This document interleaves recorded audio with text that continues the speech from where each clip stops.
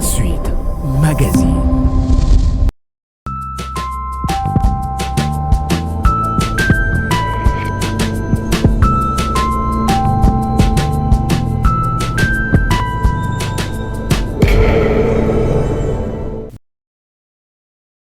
Bien-aimés frères et sœurs, c'est déjà une habitude pour nous et pour vous de nous retrouver dans le cadre de cette émission qui dit la Bible. Recevez partout où vous êtes mes salutations dans le saint nom de notre Seigneur Jésus-Christ. Ce jour, par la grâce de Dieu, nous vous proposons une thématique tirée des Saintes Écritures, une thématique qui est simple et la voici, les derniers grands signes. C'est vrai que le Seigneur a annoncé son retour. C'est vrai que le Seigneur a annoncé des signes liés à cet événement. Laissez-moi vous rappeler que dans les Écritures, il y a plusieurs venues du Seigneur, mais un seul retour. Le Seigneur est venu pour nous sauver. Le Seigneur viendra pour se manifester à Israël. Le Seigneur viendra avec son épouse pour les milléniums, mais le Seigneur vient. Le Seigneur vient maintenant là, dans très peu de temps, le Seigneur revient pour nous chercher. Je récapitule. Il est venu sauver Israël. Il est venu pour nous sauver. Et là, il a répandu son sang sur le bois du calvaire. Il viendra pour se manifester à Israël. Il viendra avec nous pour les milléniums. Mais il revient pour nous chercher. Et à ce sujet, il y a des choses que le Seigneur Jésus-Christ lui-même a annoncées. C'est comme ça que dans Matthieu 24, il a déclaré ceci aux disciples. Matthieu chapitre 24. Déjà en parlant de faux Christ et de faux prophètes qui feront des grands miracles, qui feront de grands prodiges et des miracles au point de séduire s'il était possible, même les élus. C'est le verset 24 de Matthieu 24. J'arrive au verset 25 que je voulais lire avec vous. Voici, je vous l'ai annoncé d'avance. Ça, c'est très important. L'homme, quand il écrit son histoire, il écrit des événements passés. D'ailleurs, l'homme définit l'histoire comme étant le récit des événements passés. Mais Dieu, quand il écrit son histoire, il parle d'abord de ce qui est passé, il parle aussi de ce qui est présent et il parle même de ce qui n'est pas encore là. De ce qui est à venir, il l'annonce déjà d'avance. Et Jésus dit aux disciples ici, voici, je vous l'ai annoncé d'avance. Et dans le même chapitre, comme ils étaient au sortir du temple, c'est au verset 1er, chapitre 24, comme Jésus s'en allait au sortir du temple, ses disciples s'approchèrent pour lui en faire remarquer les constrictions. Mais il leur dit, voyez-vous tout cela? Je vous le dis en vérité, il ne restera pas ici pierre sur pierre qui ne soit renversée. Voyez-vous tout cela? Il ne restera pas ici pierre sur pierre qui ne soit renversé. Il s'assit sur la montagne des Oliviers et les disciples vinrent en particulier lui poser cette question. Dis-nous, quand cela arrivera-t-il? Le jour où il ne restera pas sur cette bâtisse, pierre sur pierre, quand cela arrivera-t-il? Dis-nous, quel sera le signe de ton avènement? Et dis-nous, quel sera le signe de la fin du monde? Alléluia. Une question avec 3 volets. Dis-nous, quand est-ce que Jérusalem sera détruite? Dis-nous, quel sera le signe de ton avènement? Et dis-nous enfin, quel sera le signe de la fin du monde? À partir du verset 4 jusqu'au verset 51, Jésus répond à ces 3 volets de la question. Et comme j'ai l'habitude de le dire, les réponses sont données de manière éparpillée, éparse, sans suivre nécessairement l'ordre des questions. Mais celui qui lit avec l'assistance de l'Esprit du Seigneur peut coller au premier volet, au deuxième volet ou au troisième volet une réponse qu'il peut trouver dans ce chapitre 24. Tout comme dans d'autres chapitres des Écritures qui parlent non seulement de la fin des temps, mais aussi de l'avènement du Seigneur, le retour du Seigneur, qui est la chose à laquelle nos âmes sont attachées. Dis-nous quel sera le signe de la destruction de Jérusalem. Quand est-ce que Jérusalem sera détruite? Quel sera le signe de ton avènement? Et quel sera le signe de la fin du monde? Vous verrez qu'il a présenté beaucoup de signes. Beaucoup. Mais nous allons en épingler essentiellement deux, puisque notre méditation de ce jour a comme thématique le dernier grand signe. Le dernier grand signe. Au verset 6, il dit, « Vous entendrez parler de guerre et de bruit de guerre. Gardez-vous d'être troublés, car il faut que ces choses arrivent, mais ce ne sera pas encore la fin. » Le Seigneur Jésus, comme vous l'avez remarqué, bien-aimés frères et sœurs et chers amis de l'émission Que dit la Bible, le Seigneur Jésus ne lie pas la fin à des événements spectaculaires. Les guerres, les bruits de guerre, c'est spectaculaire. Mais Jésus dit, ça arrivera.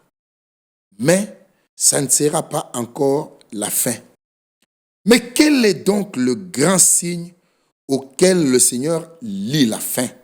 C'est le verset 14. Au verset 14, il dit, « Cette bonne nouvelle du royaume sera prêchée dans le monde entier pour servir de témoignage à toutes les nations. Alors viendra la fin. » Alléluia. Restons un peu là-dedans. Le dernier grand signe, c'est la prédication de la bonne nouvelle du royaume qui doit toucher les extrémités de la terre. Cette bonne nouvelle du royaume. Déjà, la bonne nouvelle du royaume n'est pas une bonne nouvelle générale. Non, non. La bonne nouvelle du royaume contient en son sein 3 éléments. La partie évangélique, la partie enseignement et la partie prophétique. Si ces 3 éléments ne sont pas dans la bonne nouvelle que tu prêches ou que je prêche, ça ne sera pas la bonne nouvelle du royaume. La bonne nouvelle du royaume, je le répète, contient la partie évangélique, la partie enseignement et la partie prophétique. Cette bonne nouvelle du royaume sera prêchée dans le monde entier, c'est-à-dire aux extrémités de la terre. Mes bien-aimés frères et sœurs, Jésus a dit aux disciples, allez partout, prêchez la bonne nouvelle. Prenez Matthieu chapitre 28, avant de rentrer dans Matthieu chapitre 24. Verset 19. Allez, faites de toutes les nations des disciples, les baptisant au nom du Père, du Fils et du Saint-Esprit. Faites de toutes les nations des disciples. Marc chapitre 16. Marc chapitre 16, verset 15. Puis il leur dit, allez par tout le monde et prêchez la bonne nouvelle à toute la création. Frères bien-aimés, l'ordre des missions est clair. La bonne nouvelle devait être prêchée dans le monde entier. La bonne nouvelle devait être prêchée à toute la création. Mais les apôtres, sont-ils arrivés dans le monde entier? Les apôtres ont-ils atteint par leurs paroles les extrémités de la terre? Nullement. Car il y a des versets qui avaient été mentionnés dans les Écritures, des paroles que le Seigneur avait déjà prononcées, mais qui n'ont pas pris place du vivant des apôtres. Parmi ces paroles, il y a Psaume 50. Psaume 50, Verset 1er. C'est un psaume d'Asaph. Dieu, le Seigneur parle et convoque la terre. Pas un coin de la terre, pas un pays, pas une ville. Dieu, le Seigneur parle et convoque la terre. Depuis le soleil levant jusqu'au soleil couchant. D'une extrémité de la terre à l'autre, Dieu parle. Ces versets ne s'est pas accompli du vivant de Jésus. Ces versets, bien-aimés frères et sœurs, ne s'est pas accompli du vivant des apôtres. Ces versets ne s'est pas accompli du vivant de Paul. Ces versets ne s'est pas accompli au début du siècle passé, ni moins encore au milieu du siècle passé, mais c'est aujourd'hui que ce verset est devenu une réalité, ce que Dieu parle. D'une extrémité de la terre à l'autre, depuis le soleil levant jusqu'au soleil couchant. Et pendant qu'il parle en ce moment-là, pendant qu'il parle sur toutes les extrémités, et jusqu'à toucher les extrémités de la terre, une action a lieu. C'est celle qui est au verset 5. Rassemblez-moi, mes fidèles, qui ont fait alliance avec moi par le sacrifice. Le rassemblement, ce n'est pas autour d'un homme, ce n'est pas autour d'un ministère, ce n'est pas autour d'un prophète. Le rassemblement, c'est autour du Seigneur qui parle. Depuis le soleil levant jusqu'au soleil couchant. Et quand Dieu rassemble son peuple, c'est qu'il a quelque chose à lui dire. Deutéronome chapitre 4. Il donne un ordre à Moïse. Je voudrais le lire puisque ça me revient à l'esprit. Deutéronome chapitre 4. Qu'est-ce qu'il y avait dit là-bas? Verset 10. Souviens-toi du jour où tu te présentas devant le Seigneur ton Dieu à Horeb, lorsque le Seigneur me dit, ça c'est Moïse qui rapporte, lorsque le Seigneur me dit, assemble auprès de moi le peuple. Je vais leur faire entendre mes paroles, afin qu'ils apprennent à me craindre tout le temps qu'ils vivront sur la terre, et afin qu'ils les enseignent, donc mes paroles là, afin qu'ils les enseignent à leurs enfants. Assemble, toi Moïse, assemble, mais pas auprès de toi, pas autour de toi. Assemble auprès de moi, Yahvé, le peuple. Quel est le but? Je vais leur faire entendre mes paroles. Quand Dieu rassemble, c'est qu'il a quelque chose à dire. Alors c'est lui qui donne l'ordre en disant, rassemblez-moi mes fidèles. Pas un lieu physique. Autour de la parole, dans le corps du Seigneur, autour de ce que Dieu fait pour que le Seigneur s'adresse à son peuple. Oui, le Seigneur s'adresse à son peuple aujourd'hui, depuis le soleil levant jusqu'au soleil couchant. Lui-même nous parle dans le Fils, comme il est si bien mentionné dans Hébreux au chapitre 1er. Hébreux chapitre 1er. Hébreux chapitre 1er. Verset 1er. Après avoir autrefois à plusieurs reprises et de plusieurs manières parlé à nos pères par le prophète, Dieu, dans ces derniers temps, nous a parlé par le Fils. Une meilleure version dit, Dieu, dans ces derniers temps, nous a parlé dans le Fils. Oui, Dieu nous parle dans le Fils. Le lieu du rassemblement, le lieu où nous écoutons la parole, le lieu où le Seigneur Jésus nous parle, c'est en Christ. Oui, bien-aimés frères, le dernier grand signe, c'est que la bonne nouvelle du royaume a atteint les extrémités de la terre. Oui, puisque le salut devait se manifester aux extrémités de la terre, puisque les élus qui sont dans les extrémités de la terre devaient être sauvés. Et pour être sauvés, ils devaient écouter l'évangile du salut. Et pour qu'ils écoutent l'évangile du salut, il fallait que la prédication de l'évangile du royaume, l'évangile du salut, atteigne justement les extrémités de la terre. Psaume où nous étions, mais au chapitre 98, Le psalmiste dit ceci. Psaume 98. Psaume 98, verset 1er. Chantez au Seigneur un cantique nouveau, car il a fait des prodiges. Sa droite et son bras saint lui sont venus en aide. Le Seigneur a manifesté son salut. Il a révélé sa justice aux yeux des nations. Il s'est souvenu de sa bonté et de sa fidélité envers la maison d'Israël.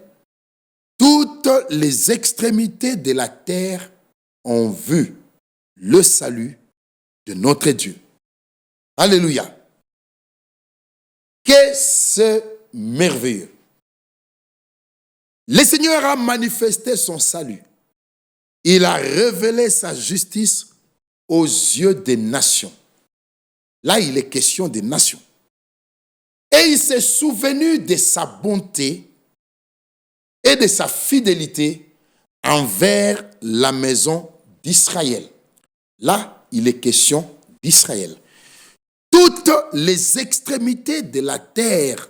Ah, c'est là la question. Toutes les extrémités de la terre ont vu le salut de notre Dieu. C'était déjà annoncé par les psalmistes. Mais pour que les extrémités de la terre voient le salut de notre Dieu, il faut que la prédication du message du salut atteigne les extrémités de la terre. Et comment cela doit avoir lieu? Ou comment cela a-t-il eu lieu? Nous sommes dans Romains chapitre 10. Souvenez-vous de la pensée de ce jour, le dernier grand signe. Romains chapitre 10.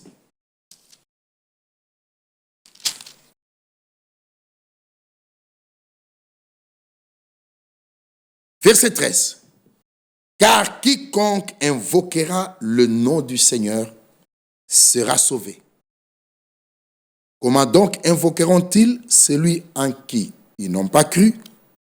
Et comment croiront-ils en celui dont ils n'ont pas entendu parler? Et comment en entendront-ils parler s'il n'y a pas de prédicateur, s'il n'y a personne qui prêche?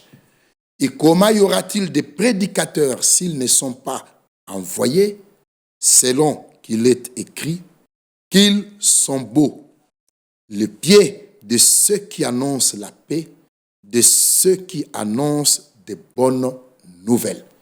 Qu'ils sont beaux, les pieds de ceux qui annoncent la paix, de ceux qui annoncent de bonnes nouvelles. Mais tous n'ont pas obéi à la bonne nouvelle. Aussi Ésaïe dit-il, Seigneur, qui a cru à notre prédication. Ainsi, la foi vient de ce qu'on entend, et ce qu'on entend vient de la parole de Christ. Mais je dis, n'ont-ils pas entendu? Au contraire, leur voix, la voix des envoyés est allée par toute la terre et leur parole jusqu'aux extrémités du monde. Alléluia. La voix des envoyés est allée par toute la terre et leurs paroles sont arrivées jusqu'aux extrémités du monde afin que les élus de Dieu qui sont aux extrémités du monde puissent atteindre, qu'ils puissent plutôt expérimenter le salut de Dieu. Le salut de Dieu.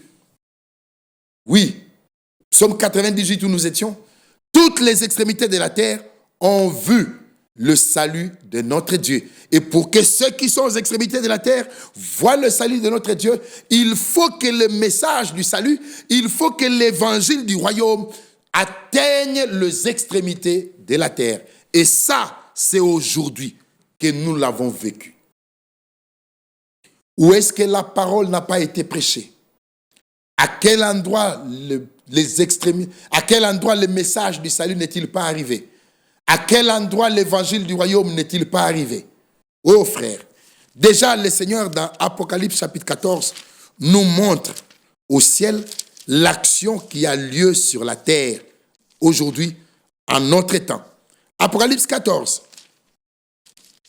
Apocalypse chapitre 14, verset 6. J'ai vu un autre ange qui volait au milieu du ciel. Il avait un évangile éternel pour l'annoncer aux habitants de la terre, à toute nation, à toute tribu, à toute langue et à tout peuple. Il disait d'une voix forte, craignez Dieu et donnez-lui gloire, car l'heure de son jugement est venue, et adorez celui qui a fait le ciel, la terre, la mer et les sources d'eau. Dieu montre au ciel ce qui se passe à la fin de temps sur la terre, où l'évangile, le message du salut éternellement valable est prêché aux habitants de la terre. Pas en Israël, pas en Galilée, pas à Jérusalem seulement, aux habitants de la terre, à toute nation, à toute tribu, à toute langue et à tout peuple. Voilà le dernier grand signe. Voilà le dernier grand signe. Quand vous voyez ce moment arriver, où le message du salut éternellement valable est prêché aux habitants de la terre, à toute nation, à toute tribu, à toute langue et à tout peuple, alors là, comprenez que c'est la fin. Oui, Matthieu 24, pour commencer à chuter. Matthieu chapitre 24, verset 14 où nous étions. Cette bonne nouvelle du royaume sera prêchée dans le monde entier. Nous pourrons dire aux habitants de la terre, à toute langue, à tout peuple, à toute tribu, à toute nation, pour servir de témoignage à toutes les nations, afin que personne ne dise « je n'ai pas entendu ». Pas pour servir de témoignage aux croyants, aux sauvés, à ceux qui s'aligneront derrière la vérité. Non, non, eux n'ont pas de problème. Et ils ont cru. Et ils ont cru. Mais pour servir de témoignage à toutes les nations, afin que ceux qui rejetteront cet appel de grâce n'aient pas des arguments à présenter devant Dieu. Cette bonne nouvelle du royaume sera prêchée dans le monde entier pour servir de témoignage à toutes les nations. Alors, c'est alors seulement que viendra la fin. Mais puisqu'aujourd'hui, la bonne nouvelle du royaume est annoncée à toutes les nations, au monde entier, c'est là que nous pouvons comprendre que le dernier grand signe est déjà visible à nos yeux. Qu'est-ce qui reste? Le Seigneur revient bientôt. Prends conscience de cela, mon frère. Prends conscience de cela, ma sœur. Prenons conscience de cela. Nous tous, le Seigneur revient bientôt. Que la grâce de notre Dieu soit avec vous tous. Au nom de Jésus-Christ. Amen. Que les riches bénédictions de ce même Dieu reposent sur vos vies, sur vos maisons, sur vos familles. Tout cela dans le saint nom de notre Seigneur Jésus-Christ. Nous vous disons au revoir et à nous revoir à la prochaine émission. Shalom.